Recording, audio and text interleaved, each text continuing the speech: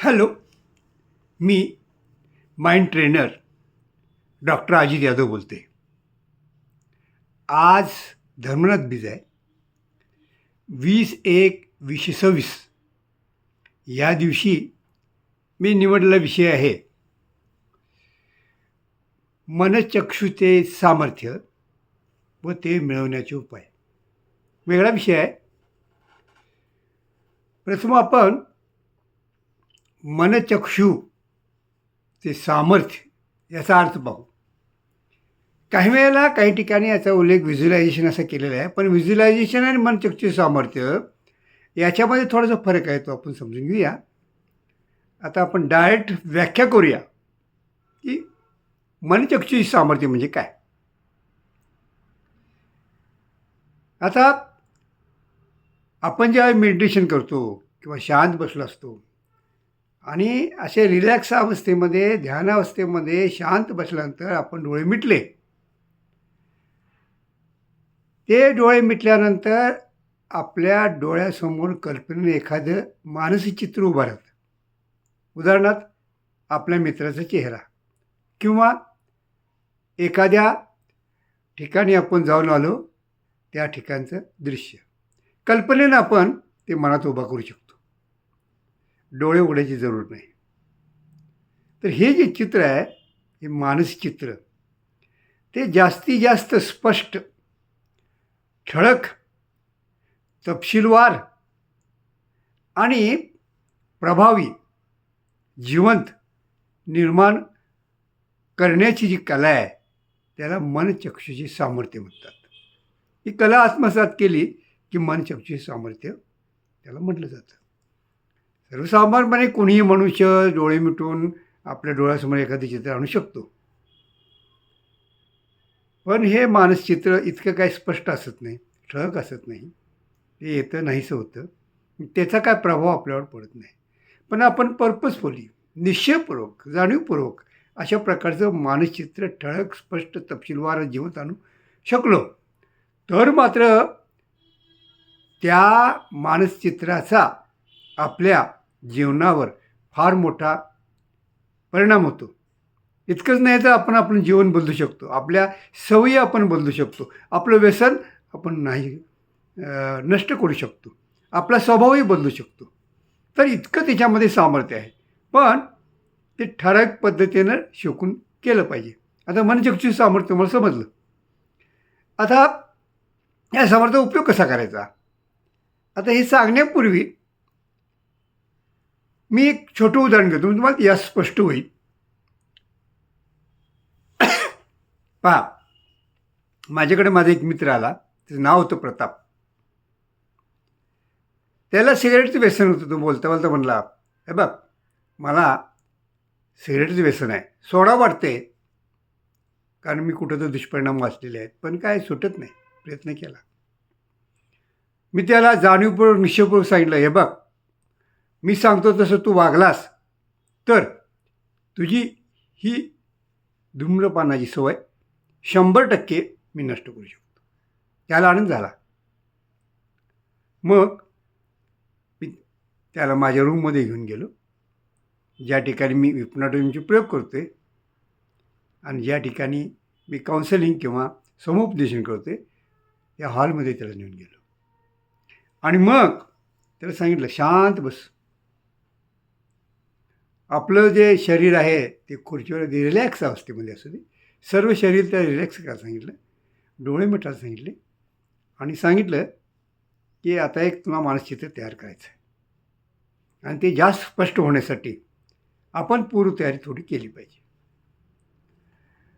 तर आता आपण या पोझिशनमध्ये मानसचित्र करण्याच्या अगोदर काही माहिती गोळा करूया. तर तू उद्या येताना धूम्रपानाच्या सवयीमुळे झालेले दुष्परिणाम याच्यावर बरंचसं लिटरेचर वाचून आहे. धूम्रपानामुळं फुफ्फुसामध्ये ते फुफ्फुस कसं खराब होतं, फुफ्फुसामध्ये दोष कसा निर्माण होतो, ते कॅन्सर होण्याची शक्यता कशी आहे, ते सर्व माहिती जमल्यास तुम्ही चित्रही ती गोळा कर, डॉक्टर मित्रांना भेट आणि अशी तयार करून म्हणजे आपणाला मानसचित्र योग्य प्रकारे तयार करता येईल. त्याप्रमाणे तो आल्यानंतर मग मी परत त्याला रिलॅक्स अवस्थेत बसायला सांगितलं, डोळे मिटायला सांगितले आणि मग आता असं चित्र तयार कर की तू एक सिगरेट ओढत आहेस. सिगरेट ओढल्यानंतर तो धूर आहे तो तुझ्या शरीरात आत फुफ्फुसामध्ये शिरत आहे. हा काळा धूर, काळं पांढरट धूर असा फुफ्फुसामध्ये शिरल्यामुळं फुफ्फुसातील जे वायुकोश आहेत, हजारो लाखो वायुकोश आहेत, त्याच्यामध्ये तो धूर जातो आहे आणि ते वायुकोश हे खराब होत आहे. हळूहळू ते नष्ट होत आहे अशी कल्पना कर.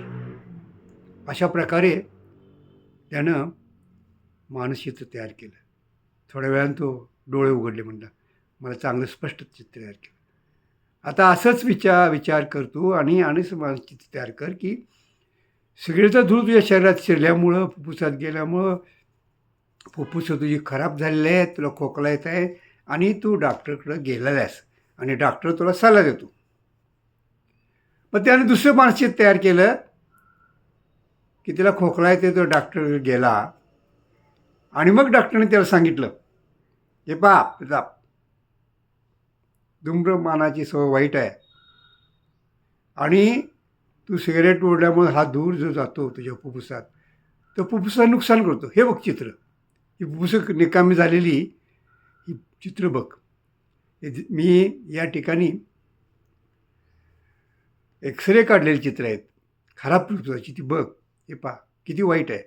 आणि ही जी सवय तुझी वाढत राहिली तर मात्र तुला कॅन्सर होण्याचा धोका संभवतो आणि मग जर कॅन्सर झाला तर मात्र तुझी परिस्थिती फार अवघड होईल आणि तुला वाचवणं फार अवघड आहे. तर तू आजपासून निश्चय कर की मी हे सवय सोडणार. हे मानसिक त्यानं ठळक आणि स्पष्टपणे इतकं चांगलं रंगवलं की तो मानसिक त्या जगातून जागा त्याला म्हणला, हो अरे मला भीतीच वाटायली ती बघून सगळं डॉक्टरचं. ठीक आहे, तुला चांगलं मानसचित्र तयार करता येतं. आता आणखी एक मानसचित्र तयार कर. त्यामध्ये हे पॉझिटिव्ह मानसचित्र आहे. याच्यामध्ये तू सिगरेटचं व्यसन सोडलेलं आहेस, सिगरेट ओढण्याची इच्छा तुला होत नाही आणि त्याबद्दल तुझ्या बायकोनं तुझं अभिनंदन केलेलं आहे, असं एक चित्र तयार कर. मग परत डोळे मिटून तो बसला आणि त्याने एक मानसचित्र तयार केला. आपण घरी गेलेलो आहे, आपली पत्नी खुश झालेली आहे आणि त्याने सांगितलं मी आजपासून सिगरेटचं सूचन सोडलेलं आहे, एक सुद्धा सिगरेट ओढणार नाही, तू पाहशील. आणि त्यालाही खूप आनंद झाला आहे, मलाही खूप आनंद झाला आहे आणि माझं आता जे शरीर आहे ते हेल्दी होणार आहे, असं एक छानपैकी चित्र, खूप आनंद झालेला आहे असं तयार केलं. ही 3 चित्र त्याला मी तयार करायला सांगितली आणि सांगितलं की एक आठवड्यानं तो भेटायचं, मात्र रेग्युलर रोज 1 तास यासाठी द्यायचा. 1, 2, 3 मानसचित्र तयार करायची आणि निश्चय करायचा की मी सिगरेट सोडणार आहे, प्रयत्नही करायचा. आणि तो प्रयत्न करत असताना ही जी मानसचित्र तुझ्या डोक्यामध्ये बसलेली आहेत, या अंतर्मनामध्ये जाऊन धडकलेली आहेत, अंतर्मनात त्याचा ठसा उमटलेला आहे. हे अंतर्मन तुला सांगेल की ही सवय वाईट आहे आणि सोडली पाहिजे. या अंतर्मनाची तुला साथ मिळेल, कारण अंतर्मनाला विचारापेक्षा असं चित्र असलं तर त्याचा प्रभाव पडतो. चित्रच त्याला समजतं आणि त्याला भावनेची जोड दिली तर फार उत्तम आणि निश्चय केल्यावर तर अतिउत्तम. याप्रमाणे त्याला 3 आठवडे मी दिले आणि रोज 1 तास सराव करायला सांगितला.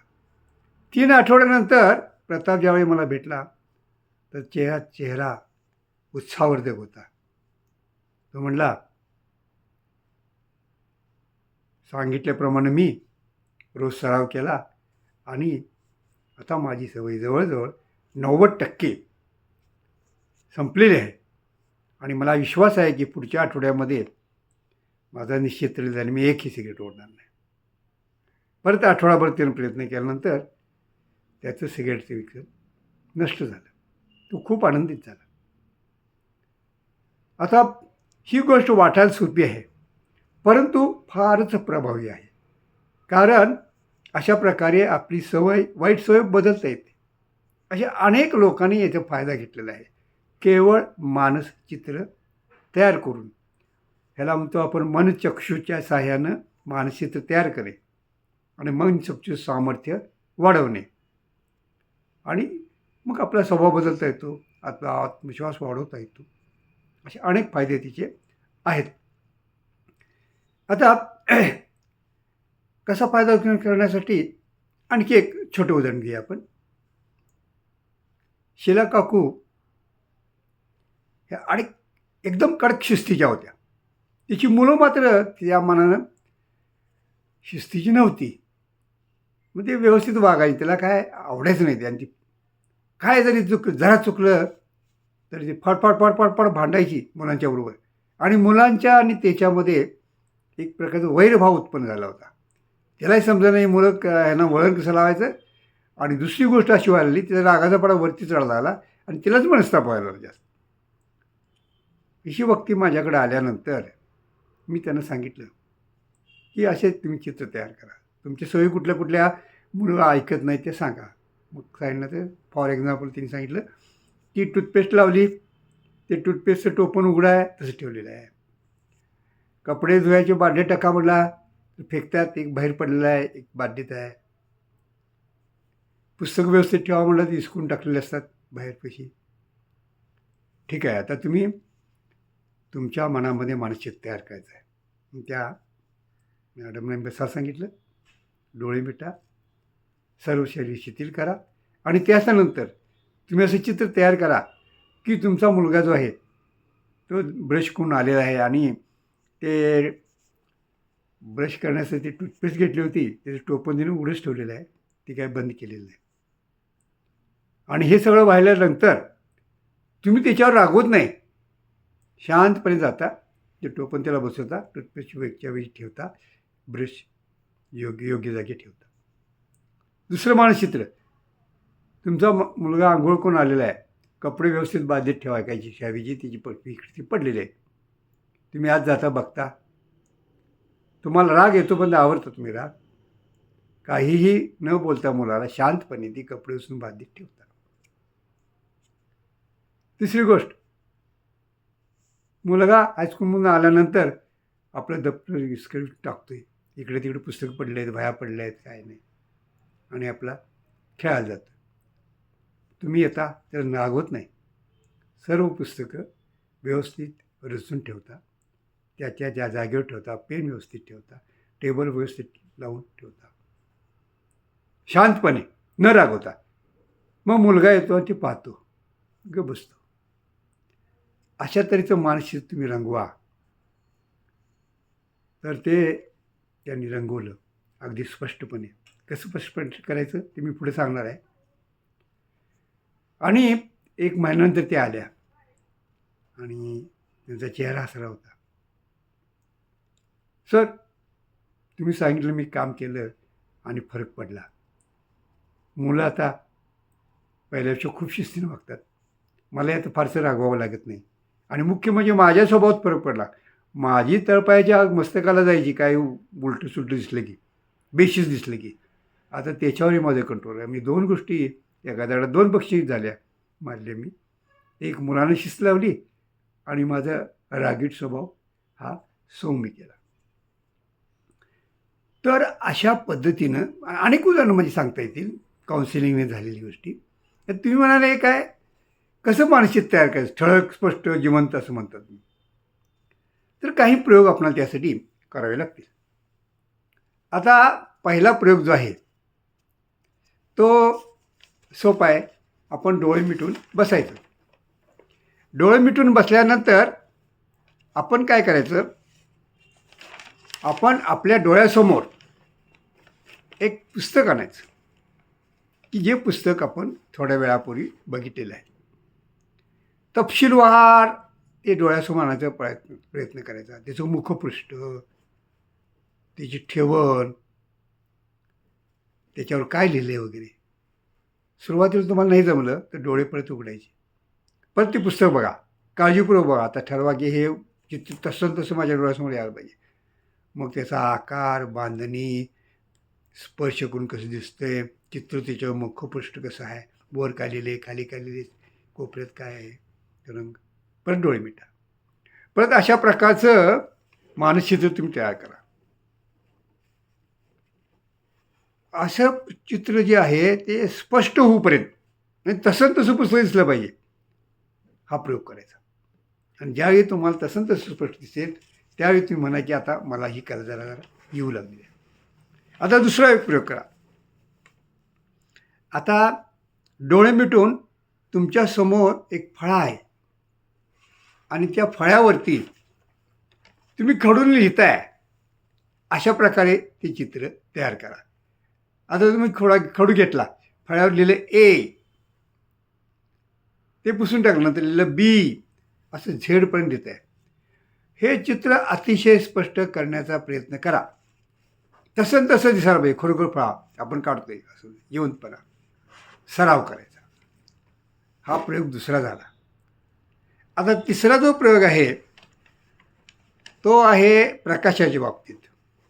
ही अशी कल्पना करायची, तुमच्या खोलीमध्ये बसलात आणि दिवा आहे. दिवा हळूहळू हळूहळू त्याचा प्रकाश मंद मंद मंद मंद मंद मंद मंद मंद होत आहे. शेजारच्या वस्तू ज्या स्पष्ट झाल्या, अंधार झाला. परत अशी कल्पना करा की तो प्रकाश वाढत आहे, दिवा आणि प्रज्वलित होते, जास्त प्रकाशमान होते आणि प्रकाशमान होताना जवळपासच्या वस्तू स्पष्ट दिसतात. हे चित्र तुम्ही वारंवार तयार करायचा प्रयत्न करा आणि मग चांगलं तयार करता आलं की आणखी तुमची जरा मन सामर्थ्य, हे मनचक्षुषी सामर्थ्य वाढलेलं आहे. आता आणखी एक प्रयोग करा. तुम्ही बाहेर फिरायला जावा एखाद्या बागेमध्ये आणि जाताना निरीक्षण करा आणि परत घरी येऊन शांतपणे बसा डोळे मिटून आणि ते चित्र ज्या बागेत गेलो आपण तसं आठवायचा प्रयत्न. आपण बागेतनं फिरायला लागलो आहे, आपण चप्पल काढून ठेवलो, अनवाणी चाललो आहे, गवतावरचा स्पर्श आपणाला होतो आहे, तो स्पर्श अनुभवा. त्या चित्रामध्ये आपण चालत जात फूल दिसलं, सुवासिक फूल आहे, त्याचा वास येतो आहे, ते चित्र दिसते छानपैकी. पक्षी किलबिल करतात, तो आवाज तुम्हाला येतो आहे. असं ॲडो व्हिज्युअल एड सगळं तुम्हाला चित्र दिसलं पाहिजे, तुम्हाला सुवास यायला पाहिजे, तुम्हाला स्पर्श व्हायला पाहिजे. आणि मग तो हळूच तोंडात तुम्ही एक चॉकलेट टाकलं, मग त्याचा स्वाद जो आहे, चव जी तुमच्या तोंडामध्ये ती विरघळत आहे, तो अनुभव घ्या. असे सर्व प्रकारचे आपले पंचज्ञानाचे उपयोग करून ते चित्र चांगलं स्पष्ट तयार करा, जिवंत तयार करा. हे तुम्ही प्रयोग थोडे वेळ करा. आता तुम्हाला बरोबर एखादं चित्र रंगवता येते. आता तुम्हाला मनोचक्षुचे सामर्थ्य प्राप्त झालेलं आहे आणि मग तुमच्या जीवनामध्ये ज्या समस्या येतील त्या समस्या तुम्ही या मानसचित्राने सोडू शकताय, 100% सोडू शकताय. स्पष्ट चित्र तयार करा. आता मग काय काय उपयोग करायचा? समजा एखाद्या गोष्टीबद्दल तुम्हाला भीती वाटते, कुत्र्याची भीती वाटते किंवा एखाद्या स्त्रीला पालीची भीती वाटते वगैरे, तर असं चित्र तयार करायचं. आपण आपल्या कल्पनेनं तयार करायचं की आपण पाली बघतोय, जवळ येऊन जातात, आपल्या अंगावरून जातात, तरीसुद्धा आपल्याला काय होत नाही. अशा प्रकारचे चित्र म्हणजे जसं तुमची समस्या असेल तशी आणि ती भीती आपणाला नष्ट करता येते. मागास सांगितलं की धूम्रपानाची सवय, धूम्रपान तसं आणि वाईट सवय असते, सकाळी लवकर उठायची सवय नाही तुम्हाला, ती सवय करायची. अभ्यासाची सवय नाही, ती तुम्हाला करता येते. स्टेज डेअरिंग नाही, स्टेजवर जाऊन तुम्हाला भाषण करावं वाटते पण ते स्टेजवर गेले की पाय लटपडतात आणि घसा कोरडा होते, शब्द उठत नाही. मग ते मानसिक तुम्हाला तयार करता येते. आपण गेलो आहे स्टेजवर बोलायला लागलो आहे, हातवारे करून मोठ्यानं सगळे लोक टाळ्या वाजवतात. आपल्या कल्पनेनं पण स्पष्ट चित्र तयार करा, वारंवार तयार करा आणि पहा, प्रत्यक्ष तुम्ही स्टेजवर जाल तेव्हा तुमची भीती गेलेली असेल. म्हणजे आत्मविश्वास वाढवण्यासाठी सुद्धा याचा उपयोग होतो. अशा तऱ्हेने टोटल आपली पर्सनॅलिटी जी आहे ती आपणाला सुधारता येते किंवा विकास करता येतो. आपल्याला व्यक्तिमत्व विकास करता येतो आणि मग ह्याचा अनुभव तुम्ही घेऊ शकताय. असं लेक्चर ऐकून उपयोग नाही, प्रॅक्टिकलमध्ये जाल, प्रत्यक्ष अनुभव घ्या. जर तुम्हाला समुपदेशक मिळाला तर उत्तमच आहे, तोच करूनच घेईल. पण जरी नाही मिळाला तरी तुम्ही स्वतः प्रयत्न करा आणि आपला व्यक्तिमत्व विकास करा, असं माझं तुम्हाला सांगणं आहे. आता माझे लेक्चरही मनशक्तीवर असतात. मनाची शक्ती कशी वाढवावी हा माझा विषय असतो. मी mind train doctor Ajit Yadav आज तुम्हाला मनशक्तीचे सामर्थ्य आणि ते मिळवण्याचे उपाय याविषयी बोललो. तुम्हाला जर व्याख्यान आवडलं असेल तर सबस्क्राईब करा. त्याच्यावर काय कॉमेंट्स करा आणि मित्रांना वगैरे सांगा. आपण लेक्चर ऐकून घेतल्याबद्दल खूप आभारी आहे आणि अशीच लेक्चर तुम्ही ऐका. Mind trainer doctor Ajit Yadav मनशक्ती असं जर तुम्ही यूट्यूबमध्ये लिहिलं तर तुम्हाला माझी यापूर्वीची लेक्चर ऐकायला मिळते. Thank you very much.